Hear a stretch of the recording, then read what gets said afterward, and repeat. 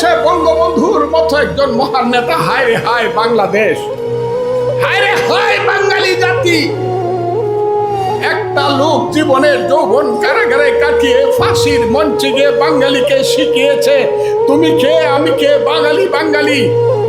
যে লোকটা একটা আঙ্গুল তুলা দিলে পরে 7.5 কোটি মানুষ এক কাতারে এসে দাঁড়াতো, যে লোকটার আঙ্গুলি হেলনে দেশে মুক্তিযুদ্ধ হয়েছে, সেই লোকটার বাড়ি আগুন দিয়ে পুড়ে দিলেন।